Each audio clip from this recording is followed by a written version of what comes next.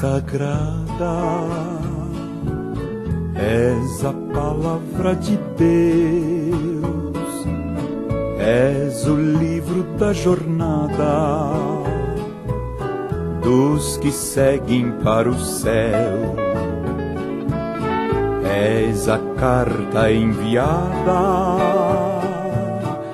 que o atalaia tem nas mãos. És o livro da jornada dos que pregam a salvação. Tu és do céu, livro santo do Senhor, livro dos livros que transforma o pecador. Sagrado. Querida igreja, amados irmãos, muito boa noite. Que a preciosa paz e a infinita graça do Senhor Jesus estejam com todos. Queridos, mais uma terça-feira, mais uma aula sobre os livros históricos, o qual estamos estudando no livro de Juízes. E temos a certeza absoluta que nesta terça-feira nós vamos conhecer histórias emocionantes do livro de Juízes. Eu convido os irmãos para abrirem as suas Bíblias no livro de 2 Timóteo, capítulo 3, do versículo 14 em diante. Diz assim a palavra de Deus: Tu, porém, permanece naquilo que aprendeste e de que foste inteirado, sabendo de quem o tens aprendido, e que, desde a tua meninice, sabes as sagradas letras que podem fazer-te sábio para a salvação pela fé que há em Cristo Jesus. Toda escritura divinamente inspirada é proveitosa para ensinar, para redarguir, para corrigir, para instruir em justiça. Amém, queridos? Vamos orar? Feche seus olhos, oremos ao Senhor. Pai querido, Pai amado, nós te agradecemos por este dia de vitória, pela nossa vida, pela nossa saúde e pela tua infinita proteção sobre nossas vidas. Queremos pedir a tua presença nessa nossa reunião e que tu possas, Senhor, fazer com que nós possamos aprender mais da tua palavra, crescermos no conhecimento dela, para que possamos adquirir, Pai, fortalecimento espiritual e aperfeiçoamento na fé. Abençoa-nos, faça-se presente em nosso meio, é o que nós te suplicamos e agradecemos, no poderoso nome do Senhor Jesus, para a tua glória. Amém. Queridos, essas nossas aulas, eu estou baseando esses ensinamentos aqui na Bíblia de comentários, uma Bíblia inteiramente de comentários, desde o livro de Gênesis ao livro de Apocalipse. Essa Bíblia é a Edições de Vida Nova, o novo comentário da Bíblia, editada pelo professor F. Davidson, editado em português pelo reverendo Dr. Russell P. Shedd, que é um PhD, num volume só. Então, essa Bíblia, queridos, ela é totalmente comentada, inteligentemente. E nós vamos, a partir de agora, seguir os ensinamentos que nós vamos tirar desta Bíblia. Amém? Na semana passada, nós terminamos as nossas aulas falando sobre a vitória de Gideão sobre os midianitas, amalequitas e árabes, né? Esses povos estavam oprimindo o povo de Israel por 7 anos. tudo que o povo de Israel produzia, né, as novidades da terra que eles tinham lá em Israel, né, as lavouras que eles organizavam lá em Israel para a manutenção deles, esses povos vinham, né, que nem um enxame de gafanhotos, e levava tudo, saqueava tudo. Então os israelitas foram obrigados a esconderem a sua produção, aquilo que eles cultivavam, em cavernas, em tocas, em lugares onde eles pudessem esconder com segurança todos os seus alimentos, grutas, né? Então o povo de Israel, para poder sobreviver, já que os povos invasores estavam proporcionando momentos de muita opressão, de muito sofrimento, e estavam caminhando para uma pobreza total por causa disso, eles foram obrigados para poderem sobreviver, a fazerem isso, esconder os alimentos que eles produziam em cavernas, em grutas, né, para poder terem os seus alimentos.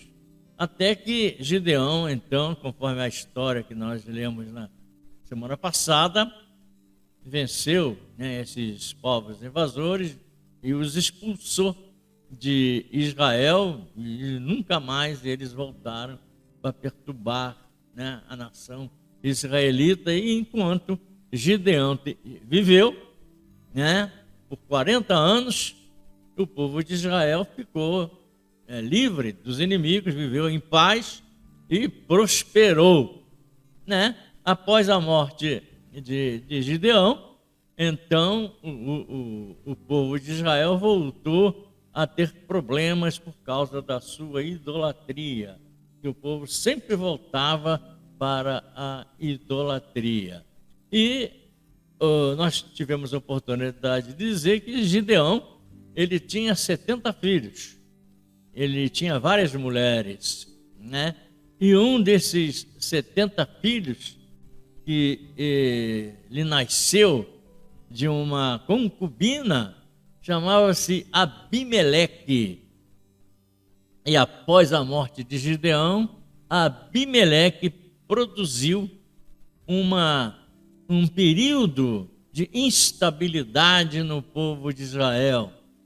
Ele trouxe para Israel muito sofrimento e muitas dificuldades. O povo viveu, nesta época, uma agonia muito grande, né, proporcionada por Abimeleque, cuja história nós vamos estudar nesta terça-feira.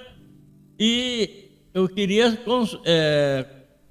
reforçar o que eu disse a respeito da situação dos israelitas no passado, oprimidos, que tinham de esconder a sua lavoura, a sua produção, aqui num auxílio que nós temos na arqueologia, né? Então nós vamos falar aqui agora, queridos, sobre uma nota arqueológica. Essa nota arqueológica fala sobre as covas de cereais. Escavações feitas em Kiryat Sefer pelo Seminário Xenia e pela Escola Americana de Arqueologia, né, sob a direção de Keeley e Albright, entre 1926 e 1928, revelaram no extrato, que era uma cópia de trechos isolados de um livro, né, relatório, pertinentes ao tempo dos juízes, a existência de muitas covas ocultas de cereais, indício de que a vida e as propriedades não tinham segurança. Agora, já começando a falar sobre Abimeleque, vou abrir aqui um parênteses, uma introdução para dar uma nota arqueológica sobre Abimeleque. com dinheiro do templo de Baal, Abimeleque alugou homens para matar seus irmãos e depois assolou a cidade, semeando-a de sal. Selim, 1913, 1914, 1926 a 1928, identificou um cômoro. Cômoro é um pequeno monte, uma pequena elevação de terra, perto da atual cidade de Siquém, como sendo as ruínas da Siquém antiga, e encontrou um extrato, um relatório desses trechos isolados de um livro de ruínas dos cananeus de 1600 a.C. e acima daí uma camada do período israelita com indícios de que tinha sido destruída a cidade e abandonada cerca de 1100 a.C., período de Abimeleque. Nessa camada achou as ruínas que se menciona no capítulo 9 e 4 de Juízes, ruínas de um templo de Baal. Esta grande tragédia na família, na vida de Gideão, ela foi resultado de sua poligamia. Abimeleque, seu filho, nascido de sua concubina em Siquém, posteriormente matou 70 irmãos seus, aqueles 70 irmãos por parte de pai, porque Abimeleque era meio irmão desses 70 irmãos que ele matou, E Gideão era um líder capaz no campo da batalha, mas não no lar. Deus, porém, atribuiu grande importância à família. No novo concerto, Deus ordena que ninguém seja dirigente do seu povo se não souber governar bem a sua própria casa. Amém? Então, lá em Juízes 9, 23, nós vamos ler que Deus enviou um mau espírito. Deus utilizou espíritos demoníacos para castigar Abimeleque e os homens de Siquém pelo assassinato dos filhos de Gideão. O mau espírito provocou contenda e desconfiança entre eles.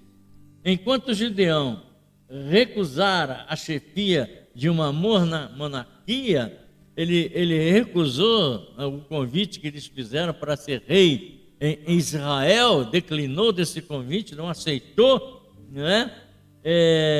de uma maneira hereditária, ou seja, ele iria ser rei de Israel de uma maneira vitalícia, ele ia inaugurar uma dinastia monárquica lá em Israel, mas ele não aceitou, ele não quis, Membros de sua família, por exemplo, Abimeleque, tiveram ideias bem diferentes da de Gideão, Abimeleque, ele parece encarar a possibilidade de exercerem um condomínio sobre aquela parte da região. Os filhos que pertenciam ao clã de Abiezer, mas como queria manter a cidadania de Siquém, que herdara da sua mãe, a concubina, evitar qualquer possível atentado por parte de seus irmãos, que eram abiezeritas, antecipou-se Abimeleque, dando-lhes a morte, matando todos os seus irmãos, e estabeleceu então um governo com sede na cidade de Siquém, outrora tomada pelos filhos de Jacó. É uma história antiga, lá em Gênesis 34, 25 e 26, nós vamos conhecer essa história, queridos. Gênesis 34, 25 e 26.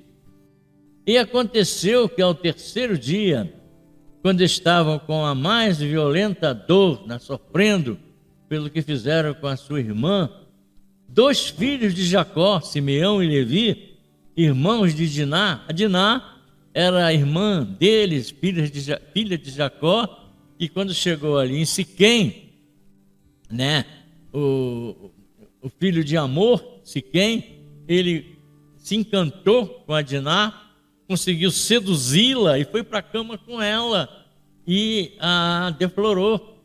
Então os filhos de Jacó, Simeão e Levi ficaram indignados, irados com isso, não é? E a princípio, quando o Amor, o pai de Siquém, foi procurar Jacó para pedir a mão da sua filha em casamento para o seu filho, parecia que Jacó tinha feito um acordo pacífico com ele e com seus irmãos, mas intempestivamente os filhos de Jacó, Simeão e Levi, mudaram completamente de ideia e vieram os filhos de Jacó lá em Siquém e mataram também a fio de espada a Amor e a seu filho, não é? Eles tomaram aquela cidade a espada, entraram afoitamente na cidade e mataram todo macho. Mataram também a fio de espada a Amor e a seu filho Siquém e saíram. Vieram os filhos de Jacó aos mortos e saquearam a cidade, porquanto haviam contaminado a sua irmã. Então eles tomaram a cidade de Siquém desta maneira, né? Contra o acordo que o Jacó e os filhos fizeram com Amor e Siquém, mas os irmãos de Diná, eles estavam por demais irados, revoltados, e não cumpriram aquele acordo e fizeram essa carnificina tremenda, né? Então, queridos, nós temos de ver, né, que esse fato ocorreu nos tempos de Jacó, né? E nós precisamos entender que tanto Simeão como o outro irmão dele, Levi, estavam por demais revoltados com a atitude de Siquém e tomaram aquela atitude drástica, intempestiva. Amém, querido? Outrora, essa cidade então foi tomada pelos filhos de Jacó, antes de partirem para o Egito. Na correspondência de Tel El Amarna, Siquém, ainda aliada com os abiros, embora não se diga que essa cidade foi tomada por Josué, né? Na Bíblia não deixa bem claro se essa cidade foi conquistada por Josué. O certo é que a escolheram para centro religioso depois da conquista. Os israelitas talvez até a encontrassem já ocupada pelos seus parentes. Em Josué 27, capítulo 20, versículo 7, e capítulo 21, versículo 21, relata essa história, não é? Lá no capítulo 20, versículo 7, diz o seguinte: então separaram, né? Quedes na Galileia, na montanha de Neftali, e Siquém na montanha de Efraim, e Kiriate Arba, que é Hebrom, na montanha de Judá. Amém? Isso nos tempos de Josué. E no capítulo 21, versículo 21, está escrito assim: e deram-lhe Siquém, cidade de refúgio do homicida, e os seus arrebaldes no monte Efraim, e Gézer e os seus arrebaldes. Amém, queridos? Então, ele quer deixar bem claro aqui né, sobre essas cidades que possivelmente tenha sido conquistada por Josué. Amém?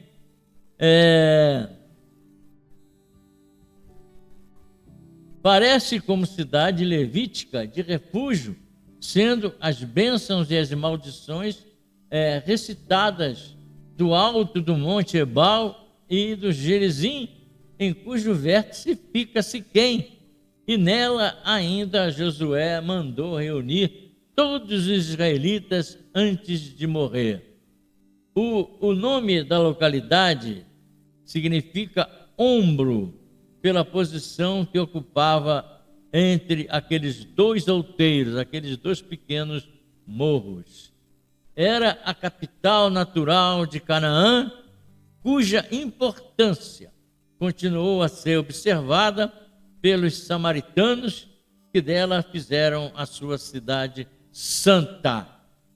É perto da cidade grega de Neápolis, atual Neblus, em que a comunidade samaritana vive ainda hoje, conforme lemos lá no capítulo 9, versículo 4 do livro de Juízes. A casa de Baal-Berite, né? Aqui, quando nós lermos lá, podemos ler lá em Juízes 9:4.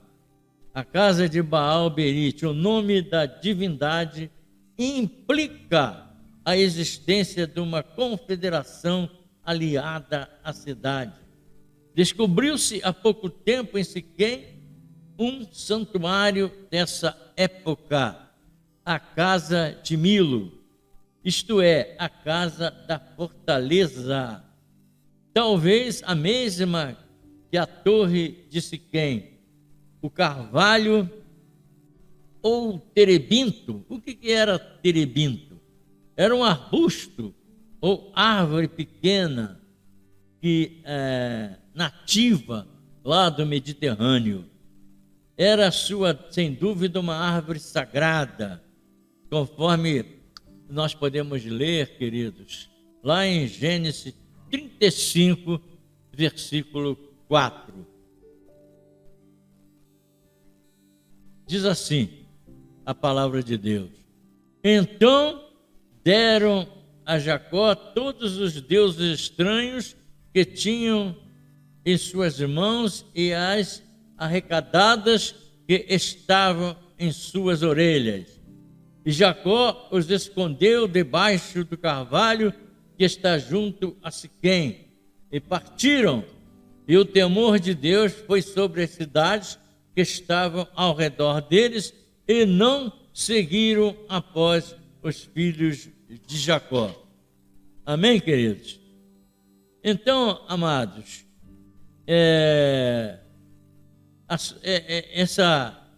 esse trecho aqui,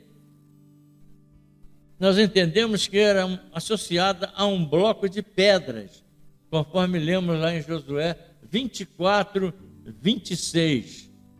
Josué escreveu estas palavras no livro da Lei de Deus e tomou uma grande pedra e a erigiu ali,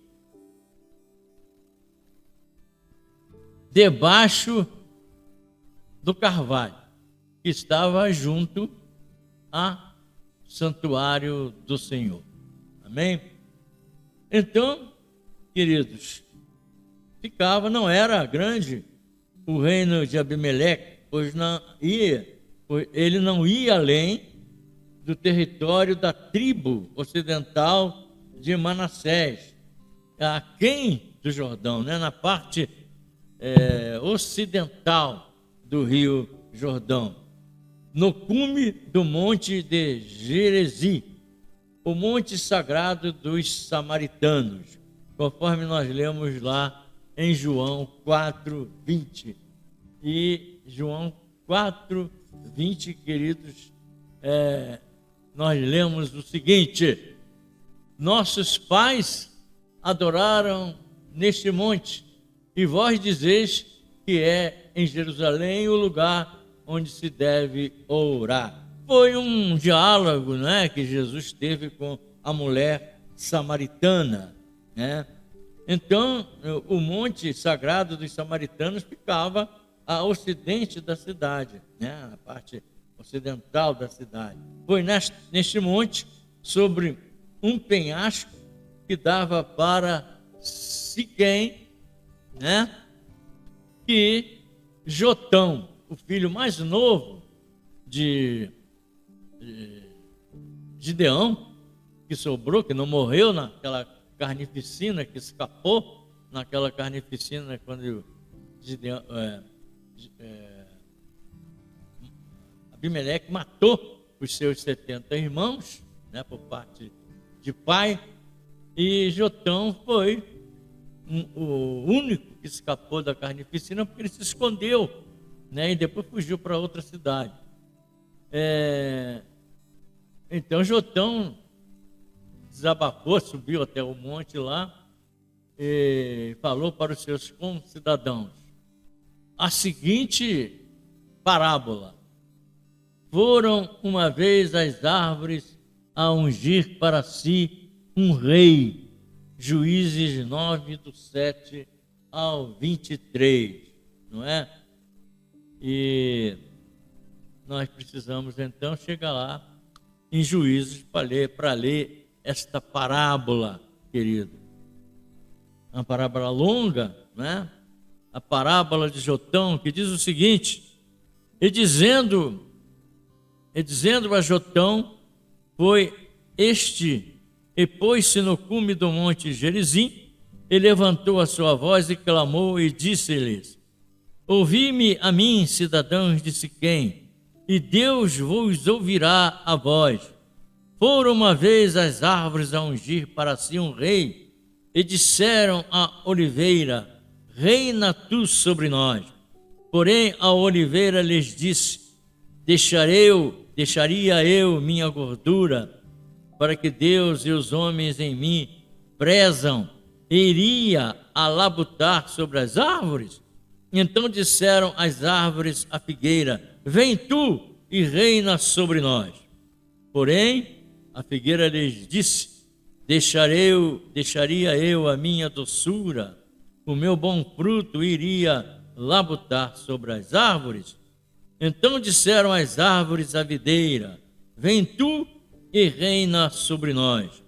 Porém a videira lhes disse: deixaria eu o meu mosto, o meu suco, né, que alegra a Deus e aos homens, iria labutar sobre as árvores? Então todas as árvores disseram ao espinheiro. Só sobrou o espinheiro, né? Aí eles foram convidar o espinheiro. E disse o espinheiro às árvores: se na verdade me ungis rei sobre vós, vinde e confiai-vos debaixo da minha sombra. Mas se não, saia fogo do espinheiro, que consuma os cedros do Líbano. Agora, pois, se é que em verdade e sinceridade procedeste, fazendo rei a Abimeleque, e se bem fizeste para com Jerubaal e para com sua casa, e se com ele usaste conforme o merecimento de suas mãos, porque meu pai pelejou por vós e desprezou a sua vida e vos livrou da mão dos midianitas. Porém vós hoje vos levantastes contra a casa de meu pai e matastes seus filhos, 70 homens, sobre uma pedra. E Abimeleque, filho da sua serva, fizeste reinar sobre a cidade de Siquém, porque é vosso irmão. E em verdade e sinceridade usaste com Jerubaal, que é Gideão, né? E com sua casa, não é?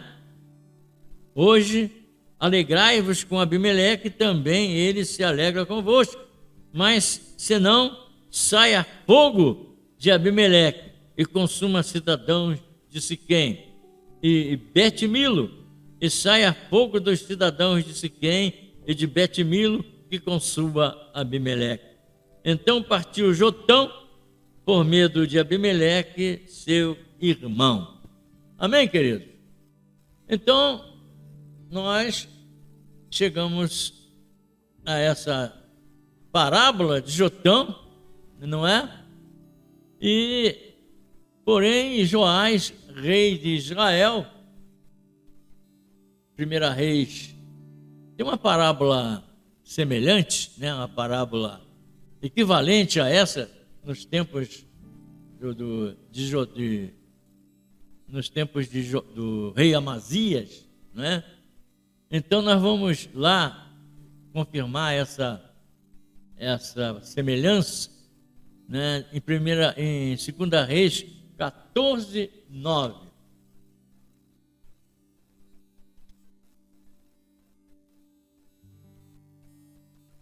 Segunda Reis 14, 9.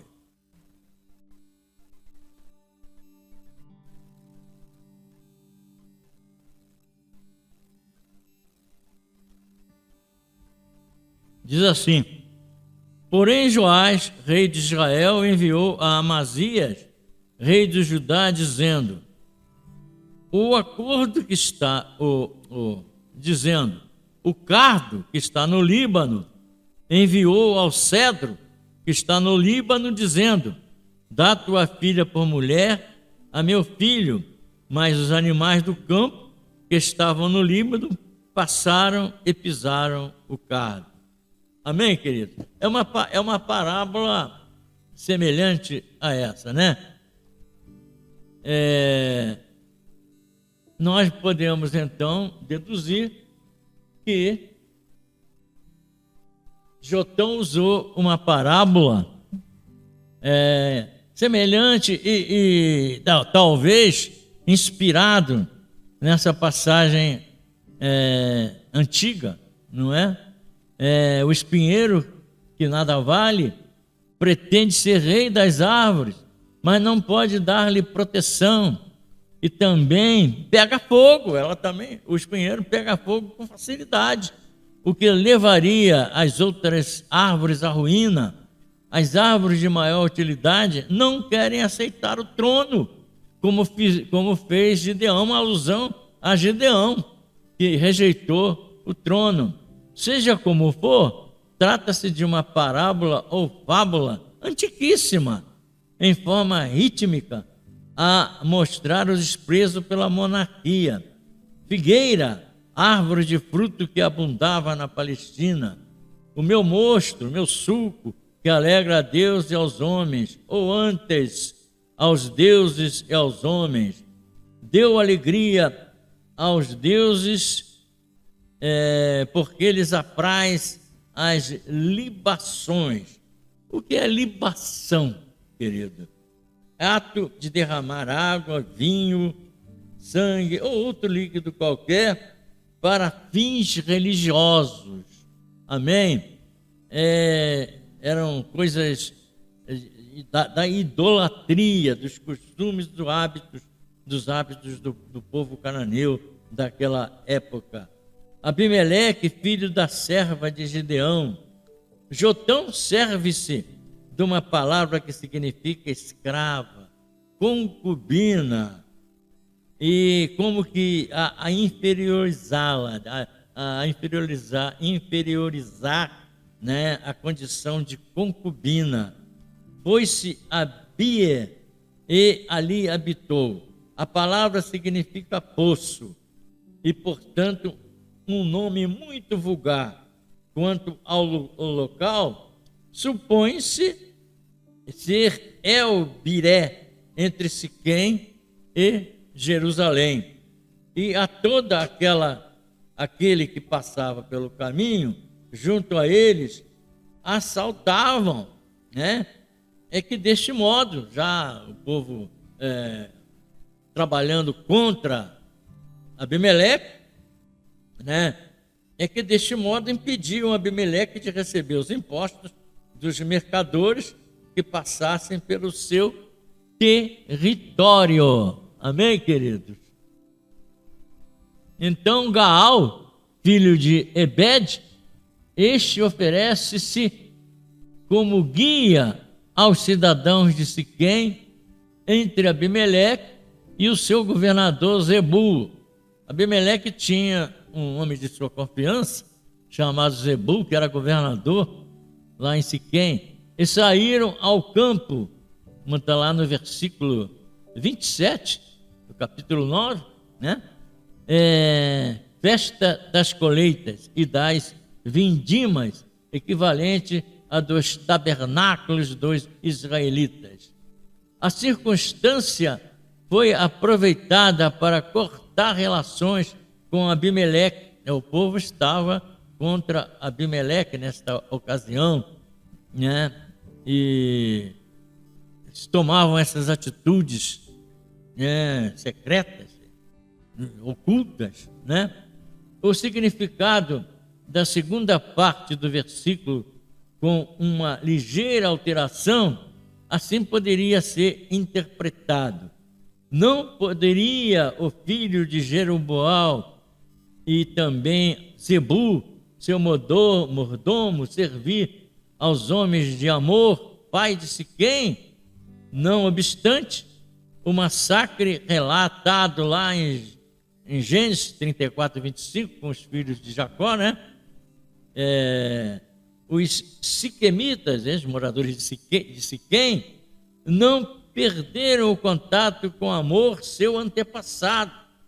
O termo Amor significa jumento, talvez pelo fato de um desses animais ter sido sacrificado como elemento essencial no tratado de aliança entre os amorreus no século XVIII a.C., tratado esse comparável com o Tratado Federal de Siquém, em nome de Baal Serite, e enviou astutamente mensageiros a Abimeleque, versículo 31 do capítulo 9.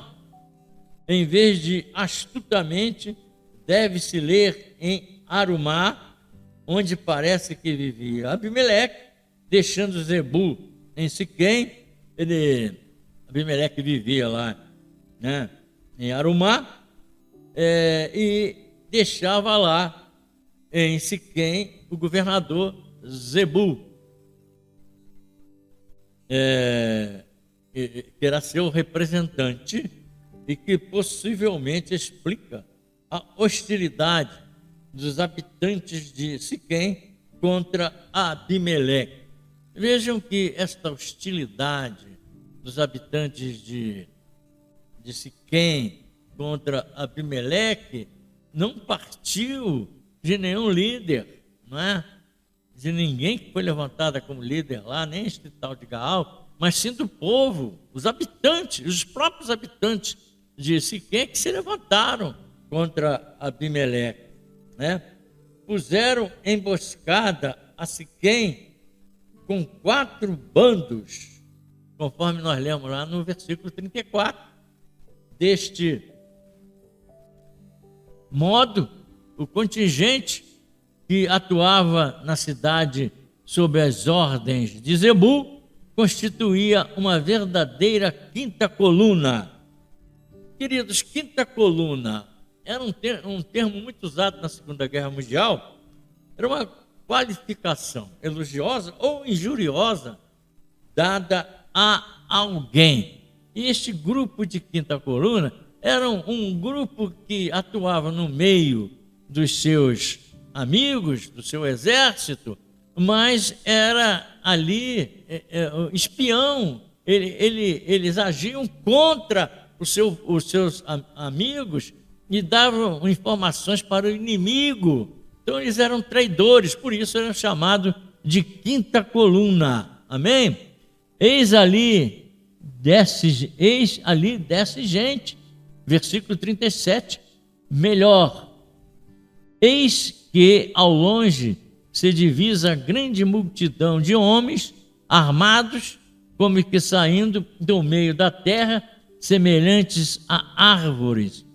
O meio da terra pode ser equivalente aos cumes dos montes, conforme nós lemos lá no versículo 36 do capítulo 9, indicando provavelmente a maior elevação da região central de Canaã. O carvalho, ou terebinto, que era uma árvore mística, né? Dos adivinhos, uma árvore adorada pelos idólatras, aqueles cananeus, Meonemim, deve ser a árvore sagrada a que se aludiu no versículo 6, e Abimeleque ficou em Arumá, capítulo 9, versículo 41. Sendo assim, a finalidade de Zebul era só continuar a obra da expulsão de Gaal, um líder que se levantou contra Abimeleque e assolou a cidade e a semeou de sal, conforme vemos lá no versículo 45 do capítulo 9. Foi restaurada por Jeroboão I. Jeroboão I era um rei que substituiu a Salomão quando Israel se fundiu em dois reinos, porque o filho de Gedeão, o filho de Salomão, Roboão, foi um mau rei, e o povo e as tribos de Israel se separaram de Roboão e formaram ali o reino do sul e o reino do norte. O reino do sul com capital em Jerusalém, em Judá, e o reino do norte com capital em Samaria.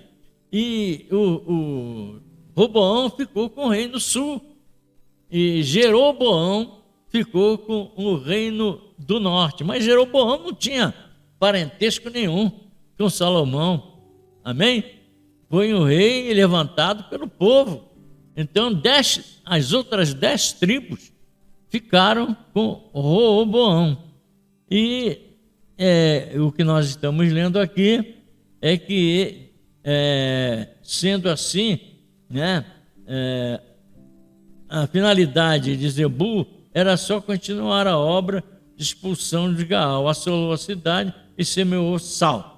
Foi restaurada por Jeroboão I, esse rei do que eu estou falando, como sua primeira capital depois da dissolução da monarquia, né, a separação dos reinos, como nós lemos lá em 1 Reis 12, 25.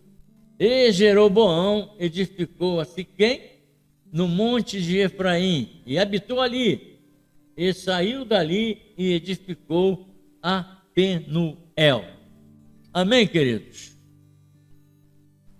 Foi restaurada então pelo rei Jeroboão I, uma primeira capital. Os cidadãos da Torre de Siquém, 46, capítulo 9, versículo 46, era provavelmente a casa de Milo, não é? Além da cidade murada, dispunha ainda Siquém de uma importante torre de defesa, em casa do deus Berite, ou na cripta do templo de El-Berite. O que é cripta? É uma qualificação, né, religiosa ou injuriosa dada a alguém, principalmente é usado muito nos cemitérios, né, nos túmulos, quando as pessoas são sepultadas, eles colocam um epíteto na sepultura, escrito aqui jaz fulano de tal, e faz referências elogiosas àquela pessoa que está ali sendo sepultada. Então, epíteto é isso, né, querido? Amém, irmãos? Então, talvez parte da casa o templo de El-Berite, né? Ou na cripta do templo de El-Berite. Escreveram alguma referência elogiosa ou injuriosa ali, não é?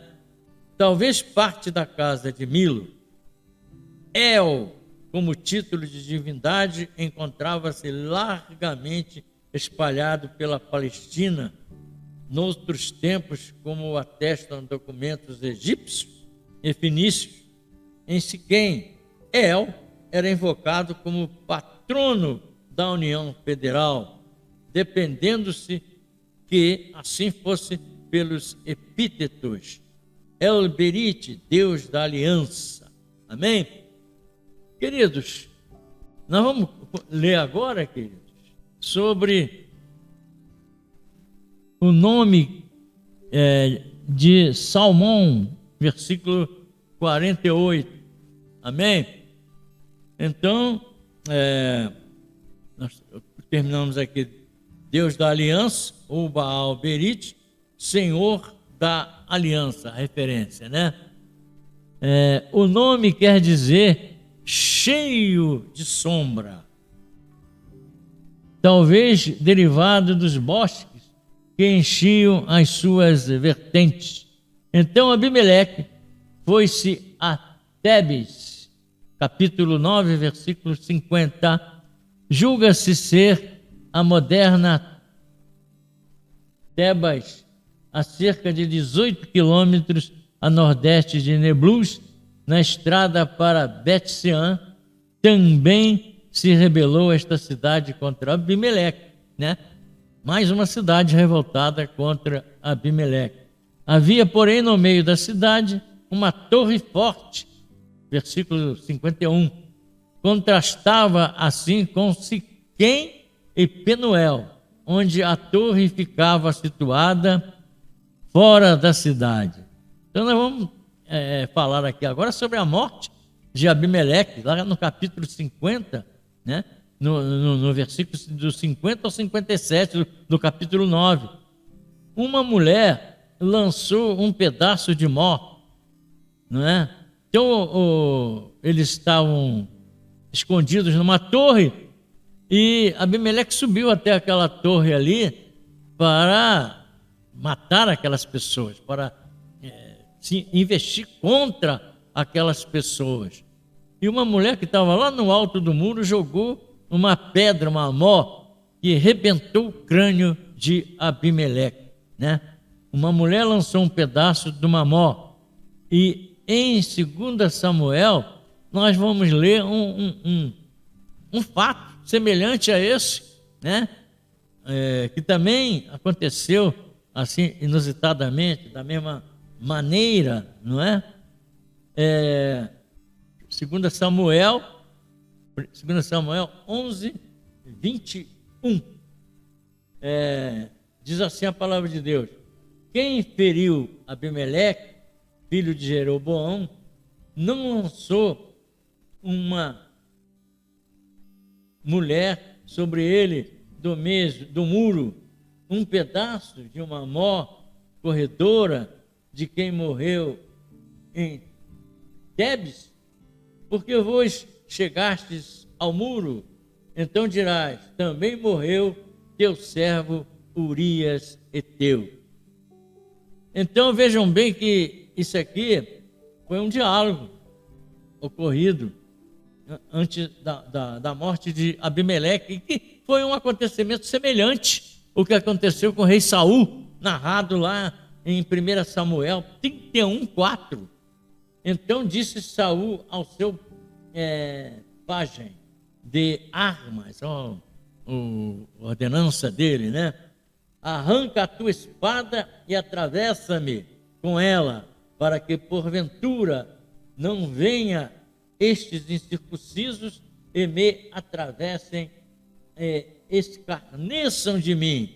Porém o seu pajem de armas não quis, porque temia muito. Então Saul tornou a espada e se lançou sobre ela.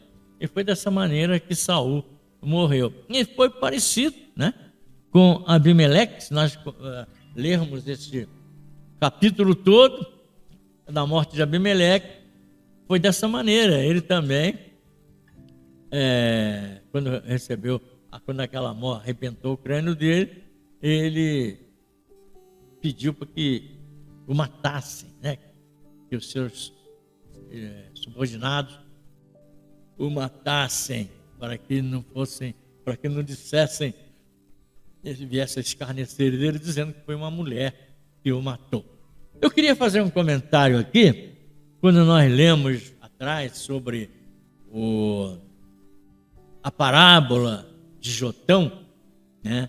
Que as árvores escolheram a figueira, a oliveira,